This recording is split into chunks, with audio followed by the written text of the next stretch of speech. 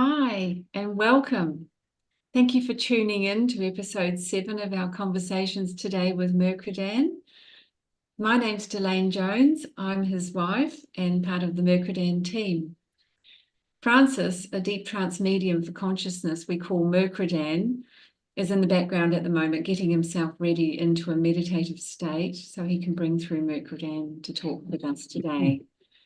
And today we're going to talk, just before we get started, he's going to talk about the masculine and the feminine dealing with conflict.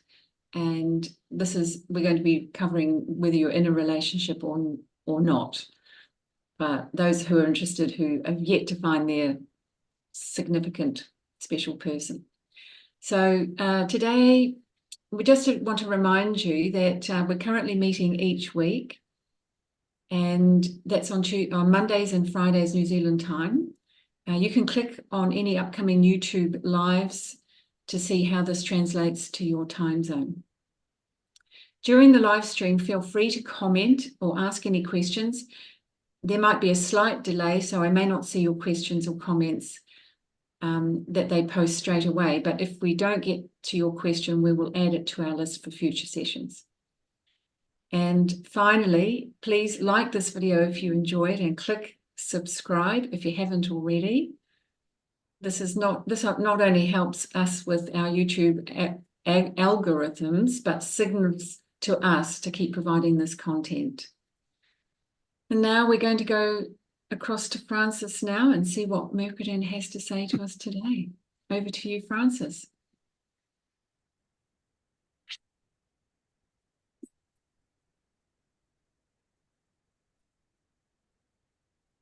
Once again, it is my privilege and pleasure to come and spend these few moments of your time.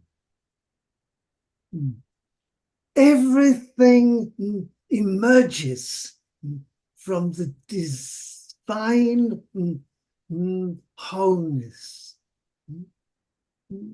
So it emerges and divides into a polarity. The polarity is imbued with charge.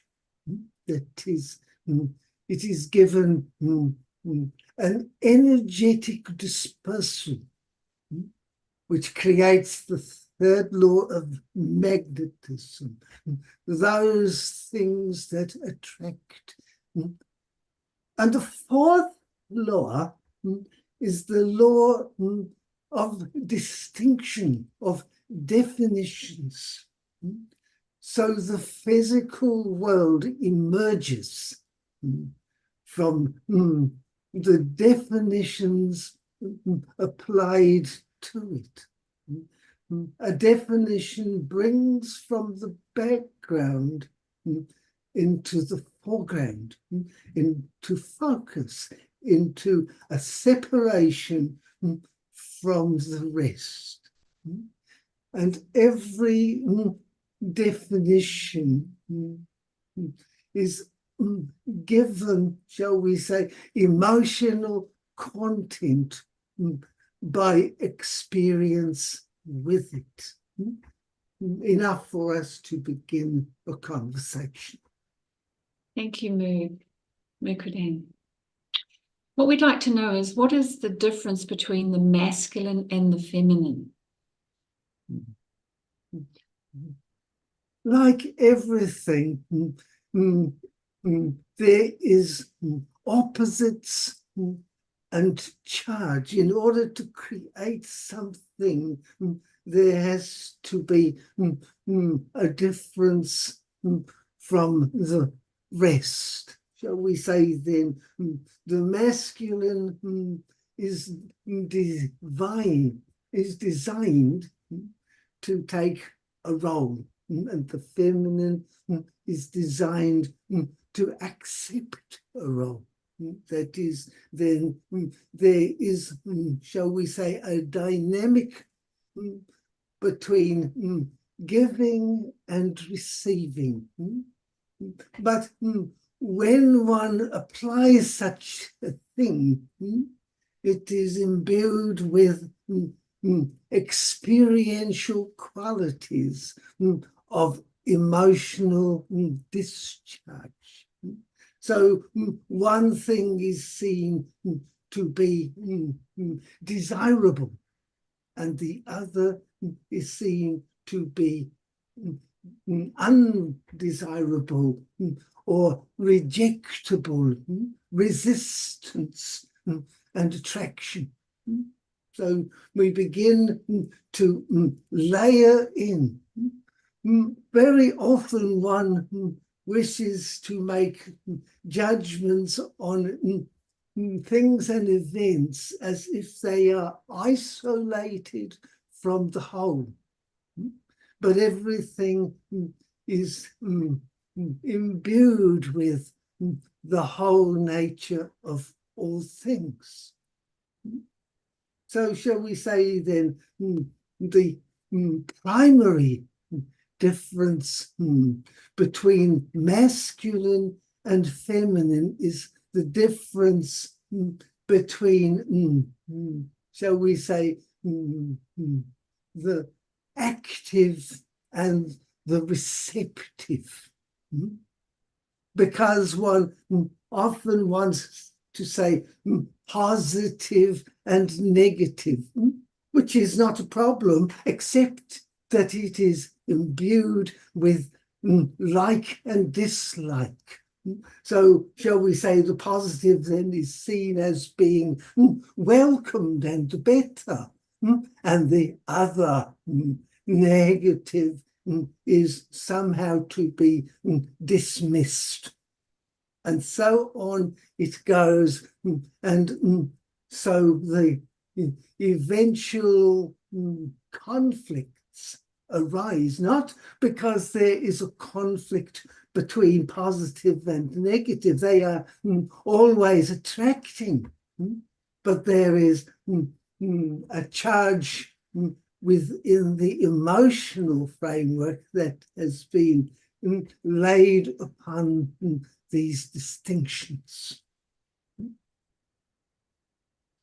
Does it begin to weave a picture? Yes, yes. Yeah. Do you, can you say a bit more about what you said earlier in that sharing about the conflict? Can you explain that a bit more at that layer? Shall we say this?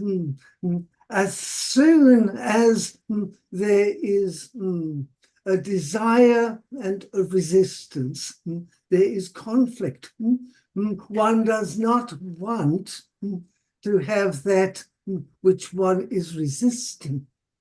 And so one chooses to apply the opposite, as if denial of what is can be overridden by desire of its opposite. So shall we say then there is always been this idea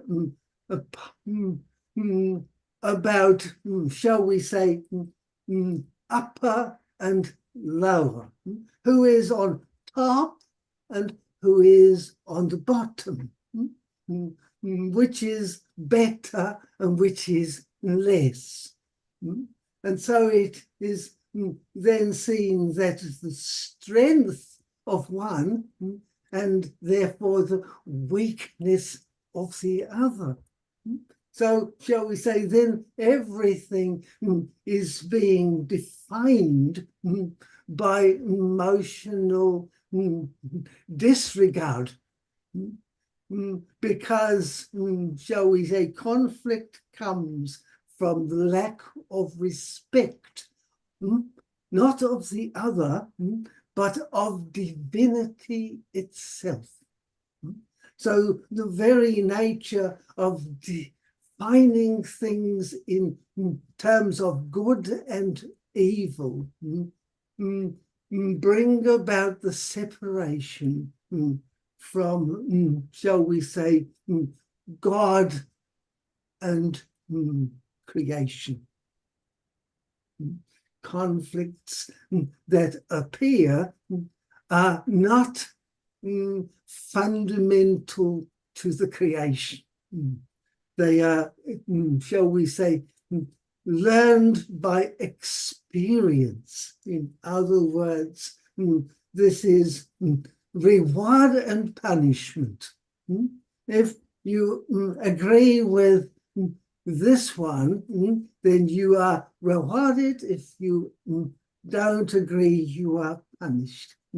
It is either overtly or covertly ingrained in the, shall we say, the social fabric.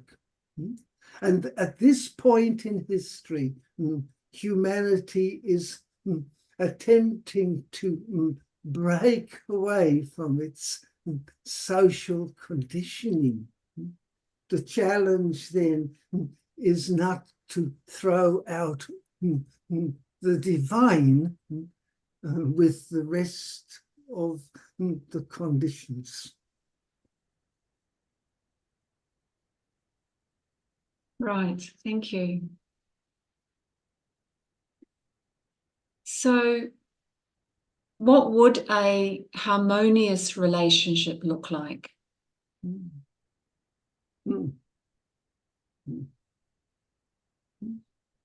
Let us take out the word look like. What is harmonious is respect. Shall we say, in ancient times it was said, when one left this plane, one's heart was weighed against the weight of a feather. The point is, harmony is in the balance. That is, if everything is in respect, if everything is in harmony, if it is essential in order to give, something must receive. If one wants to take and take and take, there will be an imbalance because there will be nothing left in the pot, as it were. And this challenge, masculine and feminine, applies not only to human relationships, but it applies to all relationships. So shall we say, if you are growing the garden, in order to get, shall we say, the produce, one has to give it time and food and water, and all these other things are given with tenderness. Then the garden will return the honor. So I am saying, once applied across all elements. Now, let us take it back into the fundamental of human understanding. Each one creates their own universe. So, shall we say, every activity has its fundamental response. So there is always actions and reactions. The world of energy says that every force has its own response, its own equal and opposite force.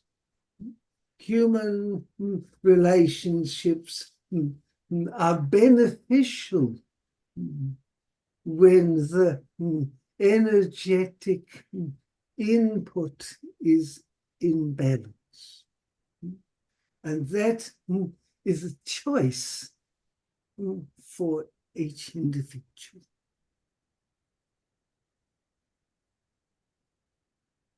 Okay, so you're talking about the masculine is the active and the feminine is the receptive. So how do we get to those states? How do we arrive at those polarities of energy, emotions? Shall we say, to start off with, humankind has constantly applied that one is better than the other. And when you apply that rule, you are going to effect the equal opposite energetic response. But it is clear that the human masculine is physically stronger than the human feminine for, shall we say, obvious purpose. And so over time, underneath there has been, shall we say, an ever gaining energetic response. Now, when events and timing and other things change, the response is released at the moment when feminine strength can overpower the masculine. So you have changed the rules, as it were, but you have not and cannot change the divine laws. So balance is still essential. Whether one is on top or the other is on top, it is of no concern to divine, only respect. So when one sees in the other that which one does not naturally have in self, and one respects that as an essential ingredient of the divine nature, one will then attract to one that one that shows the same respect. Do you understand what I'm saying? Yes. So conflicts in human relationships are simple lack of respect. Whether, and if one does not respect the other, let us give an example. If one does not think that the other is pretty enough, let us take that, then the other will undermine the foundations of the other person. So, shall we say, there is a new balance that has arisen, but it is not one based on respect. Now, the conflicts will escalate. Humankind suffer from such a factor. And in, shall we say, modern societies have increased this factor to such a degree that there is, shall we say, the social implications that are everywhere to be seen. Shall we put it this way? Many people do not know which one to be, which one has the upper hand. And shall we say the notion of humanity is to win at all costs. And eventually, of course, the costs are selfhood.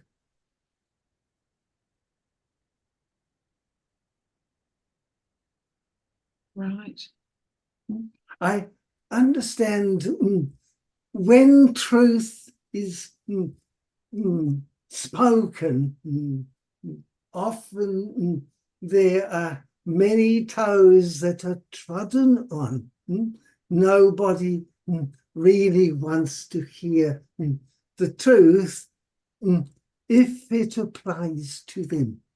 Do you understand? If something needs to be rebalanced, then one will deny, avoid, and attack in order to preserve one's perceptions.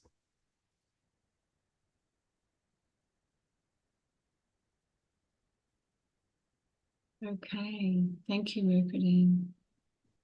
So how can I identify the block in myself within relationships?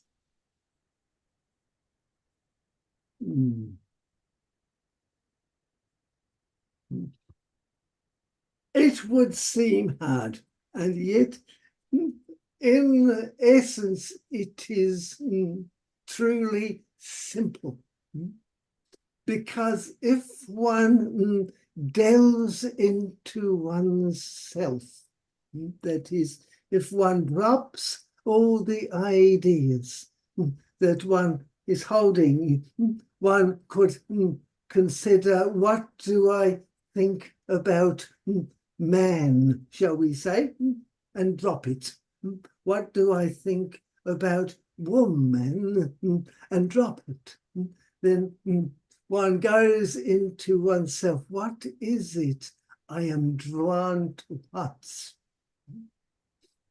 Shall we say this? In the common nature, the human female is drawn towards birthing children. It is biologically determined, even if I am not in any relationship at all. There is an inner drive towards, shall we say, receiving this honor. And the human male is predisposed to protecting its territory, which includes making sure that its offspring and its children and its partner are protected and safe and supported. You understand? That is the nature of the masculine. Now, when you take away the nature of humankind and observe the natural environment, there you see all of this constantly on display.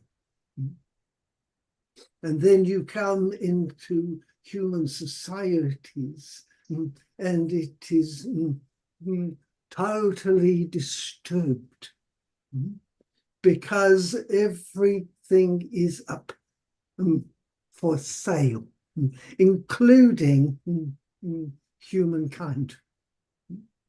So you think you have become enlightened because you no longer allow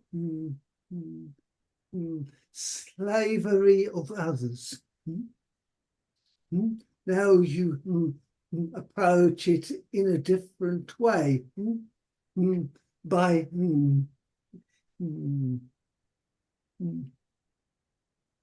endowing some with higher qualities and those who must slave for that to remain.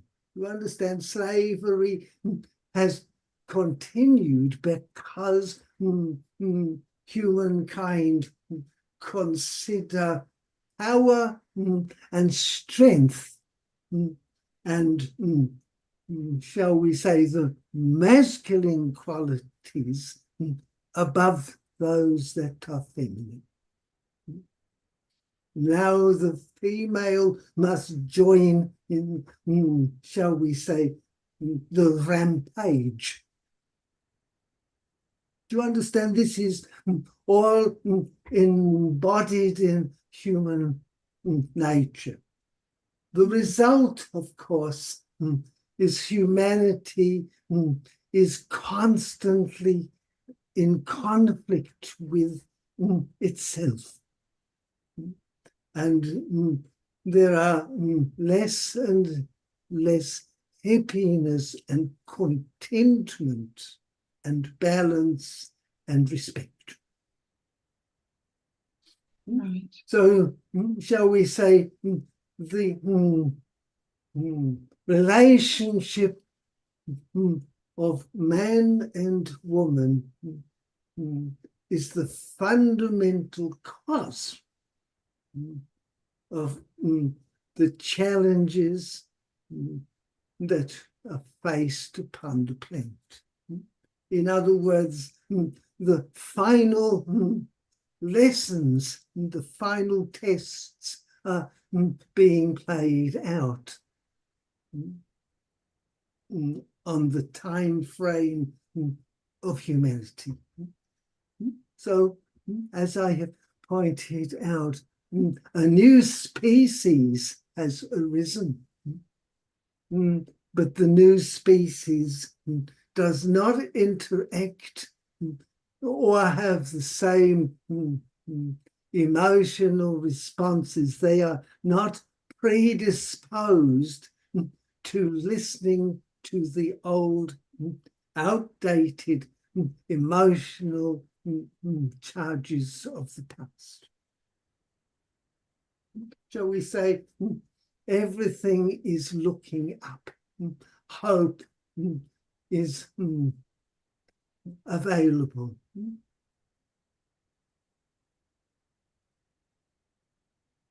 Okay, thank you.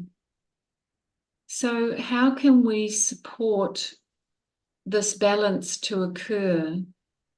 Naturally, we start within ourselves and building respect to the other. Let us say this.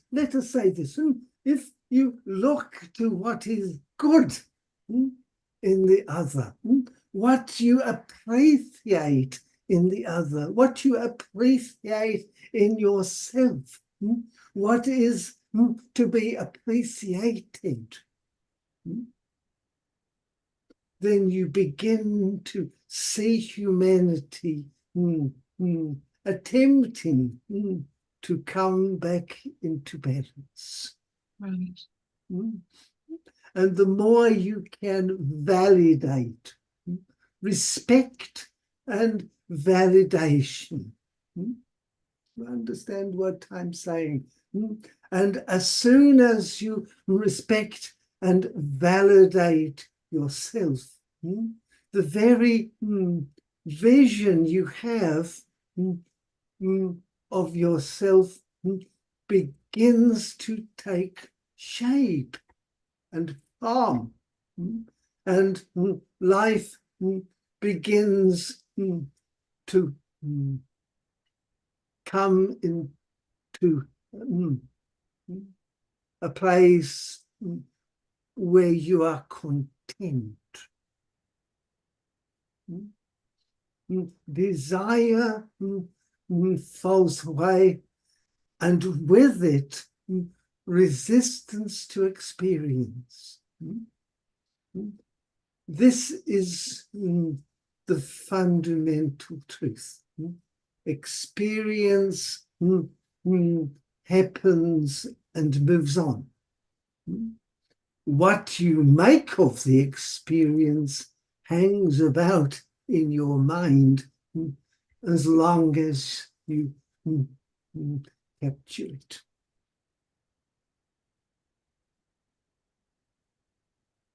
Thank you very much, Mercredan. This has been really interesting. Once again, thank you all for your time, attention, and understanding. Thank you, and we will see you again.